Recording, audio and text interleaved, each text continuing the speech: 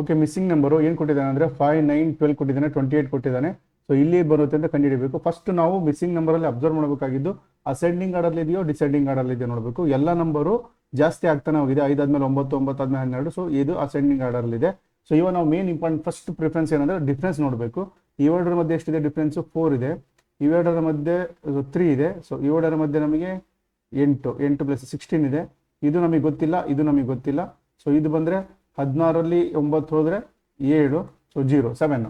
Okay, next further difference ತೆಗೆಯಕ್ಕೆ ನೋಡೋಣ.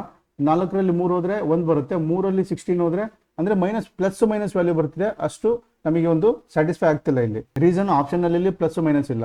So ಇಲ್ಲಿ ನಾವು ಕರೆಕ್ಟಾಗಿ ಒಂದೇ ಸರಿ ಅಬ್ಸರ್ವ್ ಮಾಡಿದರೆ ಮೇನ್ ಇವೆರಡು ಇಂಪಾರ್ಟೆಂಟ್, ಇವೆರಡನ್ನೇ ಅಬ್ಸರ್ವ್ ಮಾಡಬೇಕು. ಇಲ್ಲಿ 2 ಸ್ಕ್ವೇರ್ ಕಾಣ್ತಿದೆ, ಇಲ್ಲಿ 4 ಸ್ಕ್ವೇರ್ ಕಾಣ್ತಿದೆ. ಸೊ ಆಬ್ವಿಯಸ್ಲಿ ಇಲ್ಲಿ ಅಂದರೆ ರೈಟ್ ಸರಿ ಸಂಖ್ಯೆ 2 ಆದ್ಮೇಲೆ 4, 4 ಆದ್ಮೇಲೆ ಇಲ್ಲಿ 6 ಸ್ಕ್ವೇರ್ ಎಲ್ಲೋ ಬರುತ್ತೆ ಅಂತ. 6 ಸ್ಕ್ವೇರ್ ಅಂದರೆ ಫಸ್ಟು ಇವೆರಡಕ್ಕೆ ಬಂದಿದೆ, ಇವೆರಡಕ್ಕೆ ಬರಲ್ಲ, ಇವೆರಡಕ್ಕೆ ಇಲ್ಲಿ ಸ್ಕ್ವೇರ್ ಬಂದಿದೆ, ಇವೆರಡಕ್ಕೆ ಬರಲ್ಲ. ಸೊ ಇವೆರಡಕ್ಕೆ ಬಂದೇ ಬರುತ್ತೆ ಅಂದರೆ ಇಲ್ಲೆಲ್ಲ 36 ಬರುತ್ತೆ. ಸೊ 36 ಬರಬೇಕಂದ್ರೆ ಇದನ್ನ ಮೈನಸ್ ಮಾಡಬೇಕು. ಇವೆರಡರ ಮಧ್ಯೆ ಡಿಫ್ರೆನ್ಸ್ 36 ಬರಬೇಕಂದ್ರೆ ಇದರಲ್ಲಿ ಮೈನಸ್ ಮಾಡಿ 69 ಮೈನಸ್ 36 ಮಾಡಿದ್ರೆ 33 ಬಂತು. ಸೊ ಇಲ್ಲಿ 33 ಹಾಕೋಣ. ಓಕೆ, 33 ಹಾಕೋಣ. 33 ಮತ್ತು 69 ಡಿಫ್ರೆನ್ಸ್ ಎಷ್ಟು ಬರುತ್ತೆ ಅಂದರೆ 36 ಬರುತ್ತೆ. ಕ್ರಾಸ್ ವೆರಿಫೈ ಅಂದರೆ ಇವೆರಡರ ಮಧ್ಯೆ ಡಿಫ್ರೆನ್ಸ್ ನೋಡಬೇಕು. 33 ಮತ್ತು 28 ಮಧ್ಯೆ ಡಿಫ್ರೆನ್ಸ್ ಎಷ್ಟು ಬರುತ್ತೆ? 5 ಬರುತ್ತೆ. ಓಕೆ, ಇಲ್ಲಿ ನೋಡಿ ಆಡ್ ನಂಬರ್ ಹೋಗ್ತಿದೆ. 3 ಆದ್ಮೇಲೆ 5, 5 ಆದ್ಮೇಲೆ 7. Okay, so answer 33. ಮಿಸ್ಸಿಂಗ್ ನಂಬರಲ್ಲಿ ನಿಮಗೆ ಎಲ್ಲಾದರೂ ನೋಡಿ 4, 16, ನಿಮಗೆ 1 to 20ವರೆಗೂ ಸ್ಕ್ವೇರ್ ರೂಟ್ ನೆನಪಿರಬೇಕು. ಹಾಗೆ 1 to 20ವರೆಗೂ ಕ್ಯೂಬ್ ರೂಟ್ ನೆನಪಿರಬೇಕು.